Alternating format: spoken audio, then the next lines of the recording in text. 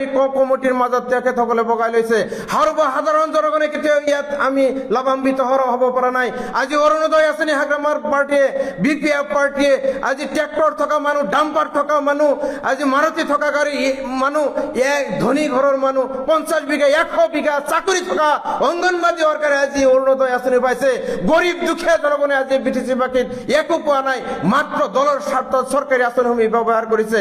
এই অধিকাৰ হাগ্ৰামা মহিলাৰ কোনে দিছে?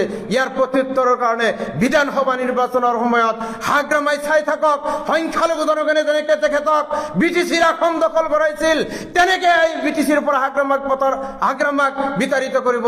তাৰ কাৰণে আমি সকলোৱে ৰেডি আছো।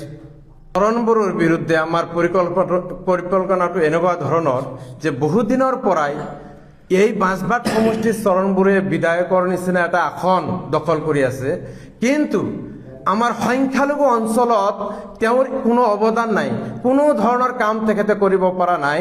এই 4-5 মাহৰ পৰা যে তেখেতে এটা মন্ত্ৰিত্ব লাভ কৰিছে, এই মন্ত্ৰিত্ব লাভ কৰি তেখেতে এটা বস্তুৱে লাভ কৰিছে যে জাংগিলাৰ নিচিনা, আমি নিউজত শুনা মতে জাংগিলাৰ নিচিনা এজন ব্যক্তিক তেখেতে সিন্ডিকেটত বহাইছে।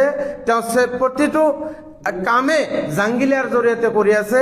তেওঁৰ সম্পত্তি পাহাৰ কৰিছে জনগণৰ কাৰণে, ৰাইজৰ কাৰণে, ভোটাৰৰ কাৰণে, মাজবাট বাকী ৰাইজৰ কাৰণে তেখেতে একো কৰা নাই।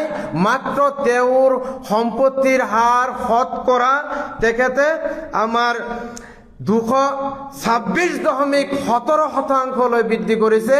গোটেই অসমত তেওঁৰ সম্পত্তিৰ হাৰ শতকৰা বৃদ্ধি ৩য় স্থান তেখেত দখল কৰিছে অসমৰ ভিতৰত।